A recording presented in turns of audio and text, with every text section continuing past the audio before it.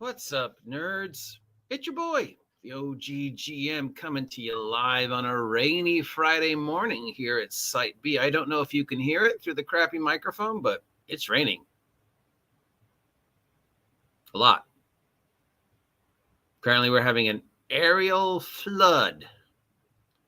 Aerial flood. Because we can't just call them storm fronts anymore. We got to give them cool names.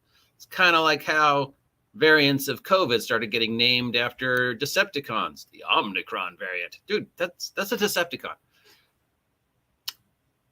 Aerial flood, as opposed to just it's raining. Anyways, yes, it's the 8:30 in the morning. It's the 24th day of February 2023 here at Site B, and it's raining. So I'm going to be using my lazy, smooth jazz radio voice as we go through news. That's right. It's time for all the tabletop role-playing game bits and bobs of news we might have missed because we were too focused on the latest Wizards of the Coast nonsense and whatever the topic of the week was, which of course seems to be inclusion and people getting banned.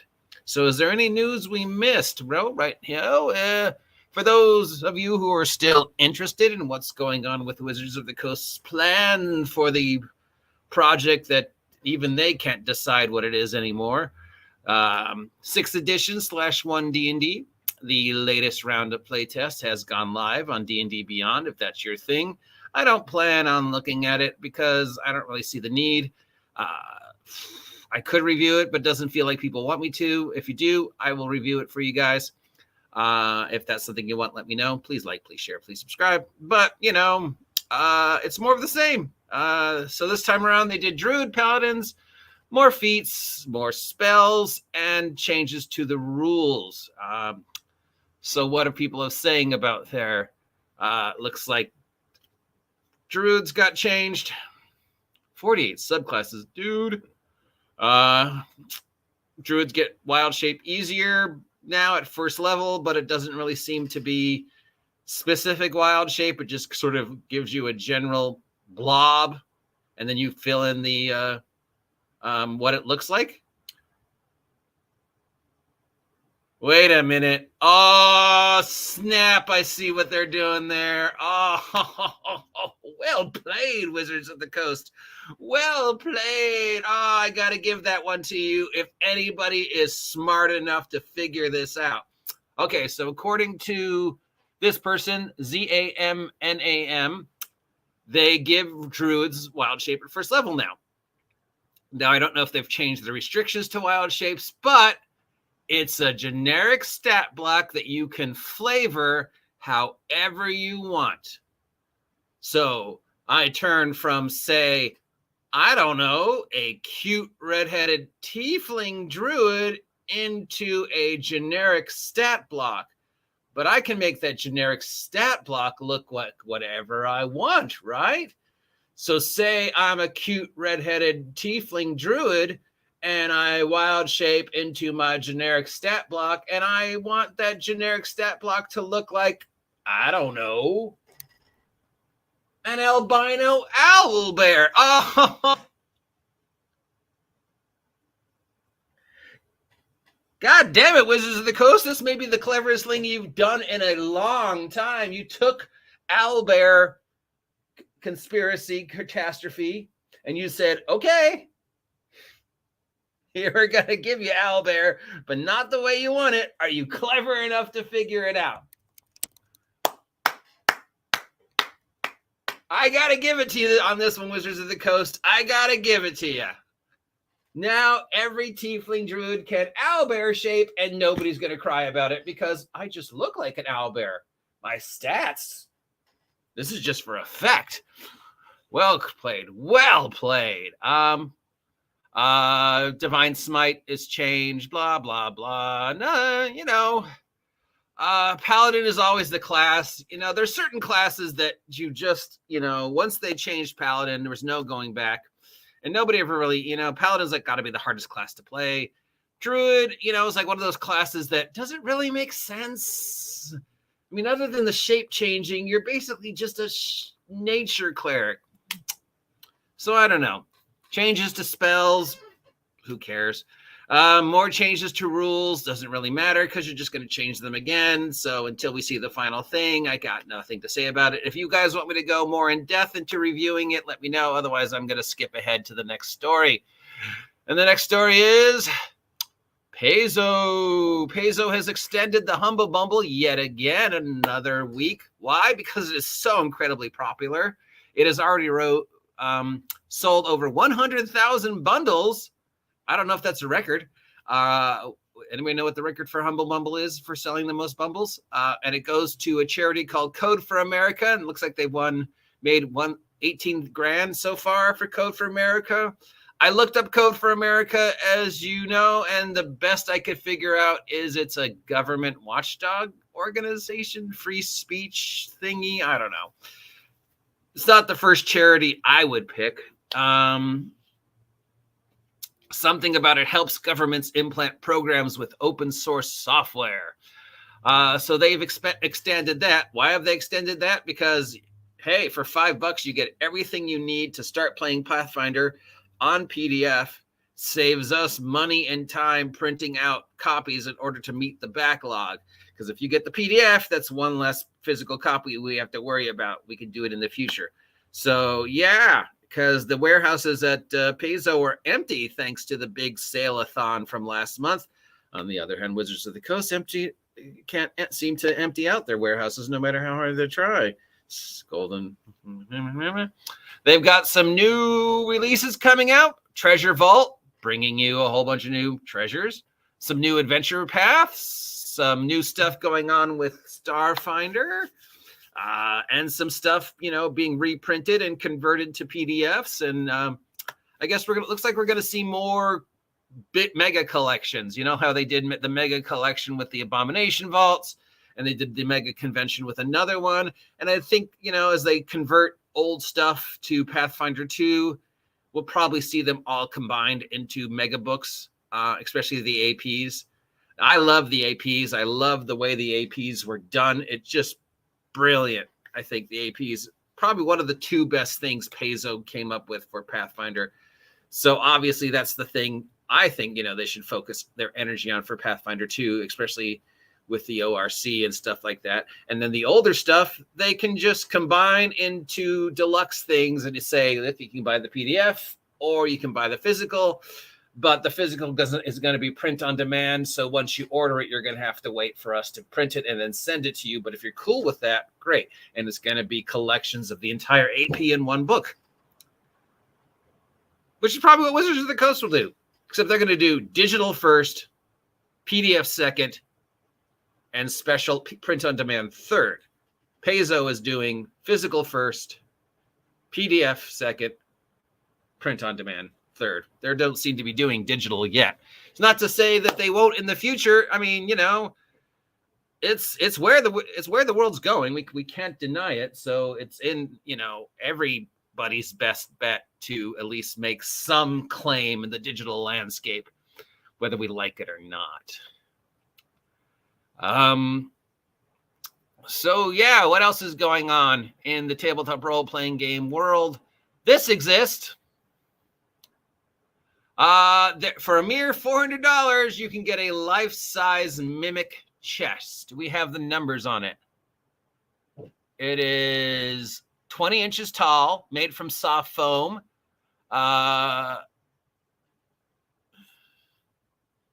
20 inches tall.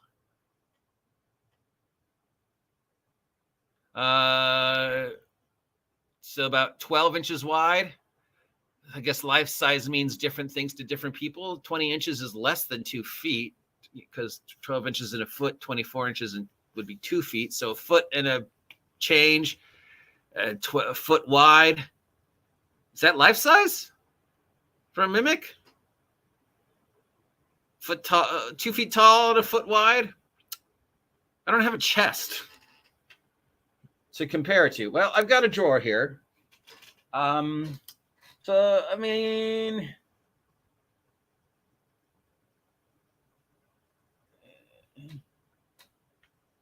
what do I got that looks like it's about 2 feet by a foot?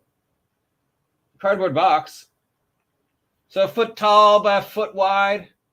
1.5 tall. That's a cardboard box, right? A small cardboard box. That could be a treasure chest sitting in the corner, a small one. So I guess that's technically life size because it's never sort of been established how big a mimic can get. Well, they can do doors and tables and beds and chairs, so it's sort of nebulous the exact size a mimic can mimic in order to mimic. Right? As far as I know. I mean, I'm sure someone has done an in-depth review of the biology and physiology of a mimic and to how big of a thing it can shape changes. But generally, for the past 40 some odd years, it seems to be the mimic is as big as it needs to be to make the trap work because they're funny. But yeah, 1.5 by a foot, that's about the size of a cardboard box, treasure chest, toaster. So I don't have a problem with that being that small. Where would you put this if you bought this? Where would you put this? Would you buy this? And where would you put it?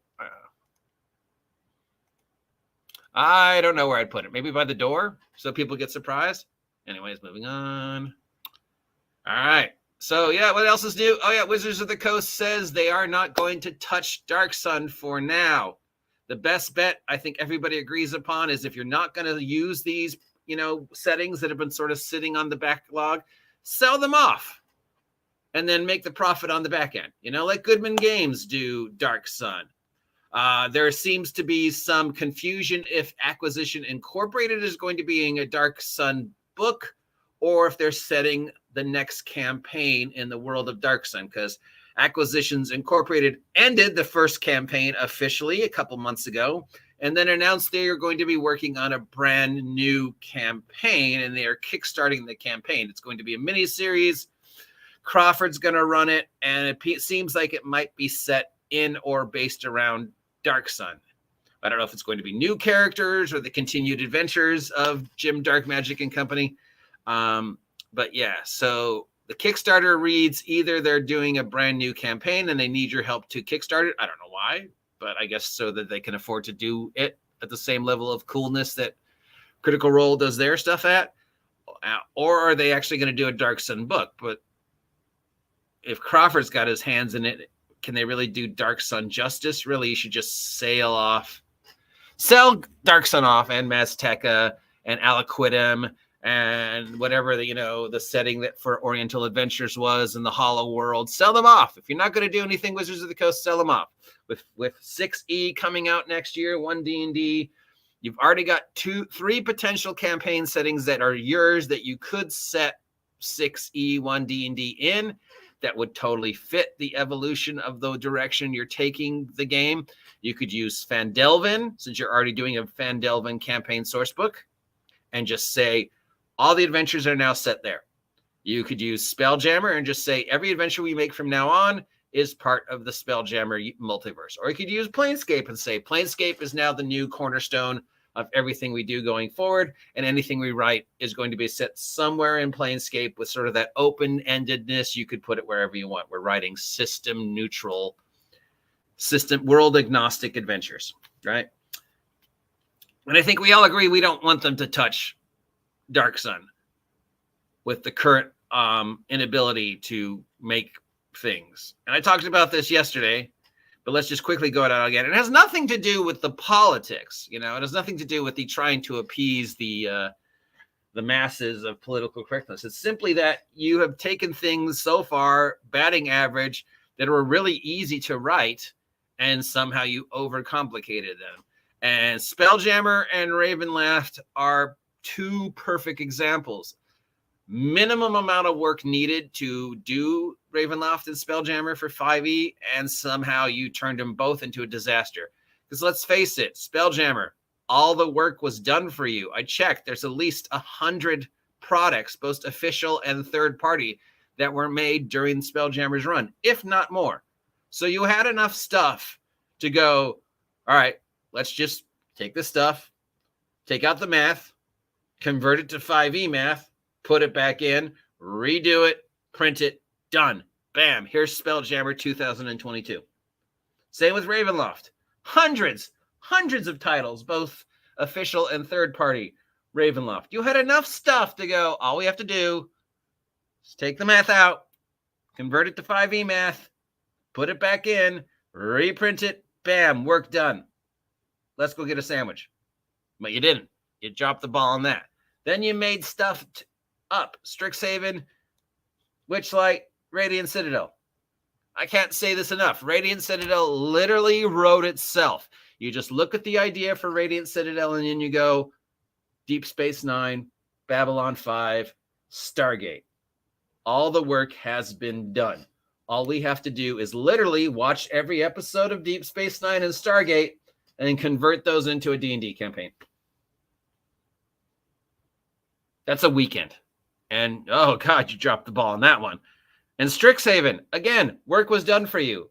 We've already have a setting for Strixhaven, the Red Wizards of Thay. You already have established that there are mages guilds and mages schools in D&D.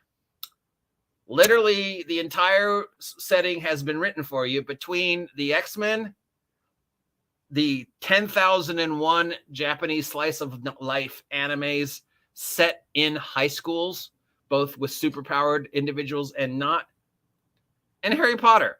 So all you had to do was take X-Men, Harry Potter, and school slice of life anime and turn it into a D&D game. And instead, you made the mess that is Strixhaven. Witchlight. All you had to do was read Midsummer's Night Dream. All you had to do was watch a production of Midsummer's Night Dream and then convert it to a D&D game. But no! You messed that one up. So that's why we don't want you to touch Dark Sun. Not because we know you're going to try and force the new mentality of it has to be safe, but the fact that you took things that were so easy to convert and somehow turn them into disasters. Moving on to the final topic of this week's news. And of course, that is everybody getting banned. We know our friends over at the Red Room got banned from drive-thru. And why did they get banned from drive-thru? Because they said some no-no things and their product had some things that people might consider no-no stuff in it. And the main thing that got them in trouble was this thing, men. But they'd already been getting in trouble. And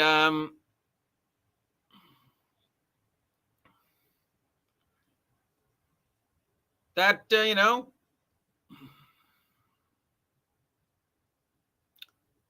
was a thing. And they wrote some letters and they wanted to know why they got banned, and drive-thru responded. And then they was like, okay, prove it. And drive-thru said, okay, here you go. Here's the thing you said. Here's the things we said. Here's Miguel talking about it. Now, how much of this is true? Unfortunately, in a situation like that, we don't know exactly what went on behind closed doors at the people over at Red Room. Plus, they're in another country. So there is a language barrier. There's a communications barrier. We don't know what happened at drive-thru, what they saw, what they interpreted, how they responded. Now, first round, second round, third round, I'm still going to give the benefit of the doubt to Miguel and Sylvia. Both parties could have handled it better. Did Miguel and Sylvia post things that could be considered inappropriate and possibly portrayed the way drive-thru is saying it was portrayed? Yeah, perception, Unfortunately, when dealing in this world, you have to be very careful, because even if you think something you're saying won't come back to haunt you, it'll come back to haunt you, because Facebook and the digital weird, it's like celebrity nudes. I took a nude picture of myself 27 years ago. Somebody found it on the internet, put it out there, and now I'm upset about it. It's like, well, dude, you knew this was going to happen, so you really can't blame them for finding your nude picture. If you don't want nude pictures of yourself to appear upon the interweb, don't take nude pictures of yourself. If you don't want to get trouble talking smack about a company, don't talk smack about the company. I mean, personal experience, because I can always refer back to my personal experience in these situations where I was at a restaurant, not on the clock, not even in the same city, drinking, and I started talking about the retail job I was working out at the time. Went to work 2 days later, got called into the manager's office, told that the person in the booth sitting next to me at the restaurant overheard the conversation, knew who I was talking about, went out of their way to go to the retail store that I was working at, even though it was in a different city, to file a complaint about me. And my defense was, well, I wasn't on the clock. I was drinking. I wasn't even in the same city. And the management's response was, well, unfortunately, we have a policy where if you talk no about employees and we hear about it, sorry, we got to follow the proper procedures. You knew that going into signing here. You read the media, you watched the stupid video, so you know that it doesn't matter. We found out you were talking smack about an employee, so you got to get punished. Even though you weren't on the clock, you weren't on property, you weren't even in the same city, and you were drunk, it's still on you that this person heard about it. So same thing, doesn't matter where, why, how Miguel and Sylvia said what they said, they put it out there. And sooner or later, unfortunately, it came back to them. And these are always situations where both sides have to accept responsibility. I still think a little bit more of the responsibilities is on drive-through, because drive-through, if it's gonna go after, Sylvia and Miguel, they kind of have to hold everybody accountable to the same thing. All right. So if men is wrong, then they can't say thirsty towards lesbians is okay, but this is wrong. This book that you made is no, but this book with the picture of the woman wearing the thing between her legs, doing something to the other woman in order to get blood from her, is fine. No, everybody has to be held accountable to the same level of censorship, or there's no censorship. You just simply say, we have an adult section. If you go into that adult section, you are willingly giving up any responsibility we have to protect you. You knowingly went into the 18 plus section. If you saw something that offended you, that's not on us. You went in there. Okay? So if you come back and say, oh, I saw a no picture on Sylvia and Miguel's Red Room thing, drive-through was like, dude, you were in the adult section. We're not going to turn down any potential money we can make from Sylvia and Miguel and their stuff. And by putting it in the adult section, we actually increase the chances of making money off of it, because if it's forbidden, it's more likely we want it. Moving on to me, I got banned, I don't know, from a Facebook site. And apparently I'm getting in trouble from other Facebookers for that. So I have a feeling I might be banned from Facebook because I made the mistake of getting into a logic debate with a Sparkle troll over inclusion or lack thereof in the hobby. And of course, how dare I talk about something that I know nothing about, except, of course, dude, I grew up in the public school system in the 70s and 80s as a disabled Jew in Los Angeles. I literally woke up with a cross burning on my front yard because somebody in my neighborhood found out I was playing D&D. I remember going to Colorado to visit a friend and almost getting shot simply because somebody thought I looked like a Jew. I got beat up all the time because of my disability. So, yeah, I know what it's like. And, and I just talked to a POC and he was like, well, I felt, like I couldn't play D&D until like 2000. And I was like, was that because of the game or was that because of the people? He's like, yeah, well, and I'm like, yeah, people can be jerks. So people can be racist. People can be assholes. But the game is not. The game says, if you want to play, play. And I know from personal experience, if anybody ever walked past any table me and my friends were playing at and even showed the slightest interest, we would ask them to join. And it's the same today. You know, what are you guys doing? Hey, we're playing this game and maybe you've heard of it. Do you want to join? So, yeah.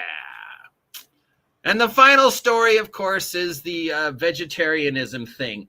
Now, Tanker's already covered it, and DM James has already covered it, but I'm just going to make a nod to it as well because I'm now involved in a debate with somebody about it as well.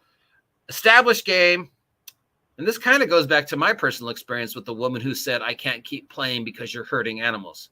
So somebody came in, middle of established game, and started demanding that the game adapt to them because they claimed they were vegan and they wanted to play cruelty-free D&D. Except the game was already set. You know, it wasn't like this was session 1. This was like we were 5, 10, 15 sessions in. And rather than debating it, this guy just browbeat the DM and the players to all go, okay, I guess from now on we're going to play Monster Rescue Society. Now, if you wanted to play Monster Rescue Society, great. That game exists. In fact, there are dozens of games out there that appeal to cruelty-free vegan role-playing, okay? The genre exists. It's existed for a while, mostly in Japan, but it exists, okay? But instead, this individual browbeats the whole group to adapt, and forcing the DM to change the established physics of his world. So now we have cruelty-free D&D. I'm not sure how that works, but I guess now we try and go make friends with the monsters instead of killing them, which is, you know, the direction most that small population seems to want to go. How would I have handled that person? I would have taken them aside. I would have explained to them that this is already set in motion. This is the game we've agreed upon. I can find a way to work with you, or I can help you find a different game. Now, if you want this to be the motivation for your character to try and live in this world that is specifically, set up to be against you, I want to be cruelty-free in a world where the main currency is combat, you know? So the very first question I would give to you is like, okay, the entire party is on horses and using donkeys. How are you going to adapt to this world where the main form of transportation is horses and donkeys? How are you going to, as a character, try and change this? And how are you, as a character, going to try and role play the fact that your character feels that this is inappropriate and wants that to change? Okay? Everybody in the inn is eating meat. They're eating the pheasant stew. You know, the only thing they could offer you is some carrots. How are you as a character going to try and change that world so people say, you know, that the cruelty to the cows to make the stew is unnecessary when there's plenty of other ways to get the same, you know? Your goal as a character is to go into this world and slowly role play the experience of somebody who's trying to be vegan, cruelty-free in a world where the main currency is cruelty and combat. How do you deal with that? How do you, with a code versus killing, with a code versus violence, with the code against cruelty to animals, live in a world where your main antagonists are animals and the main currency is combat? How do you convince the party to stop using horses and mules? How do you transport your character if you're not willing to use horses and mules? That's how I would have done it, I guess. I don't know. Maybe I'm wrong. Anything else going on in the tabletop role-playing game world that we haven't talked about? Last bits of news before we shut down for today? No? Probably not. Anyways, if you haven't had a chance, please like, please share, please subscribe. Please help me hit 1,500 subs by April 1st. If you haven't had a chance to subscribe yet, please subscribe. And please remember, this is my job. So if you feel like supporting me, why don't you head on over to my sponsor, BIG GEEK Emporium, and pick up my merch. I've got seven amazing 10-page, 15-page monster zines, each one dedicated to a different specific monster and all sorts of alternate rules and ways to roleplay those monsters, all for $2. Now, I did a 15-page thing about slime, $2. Somebody else kickstarted their thing about slime and wants like $30. Basically, we did the exact same thing. He just has better art. So you can get mine for $2 or you can get his for $40. Which do you think is the better deal to get a whole thing about new and unusual and different ways to do slime? I would say mine. So if you haven't had a chance to head on over to Big Geek Emporium, head on over to Big Geek Emporium. Until next time, I'm the OGGM, wishing you a safe day because it's raining. Talk to you later.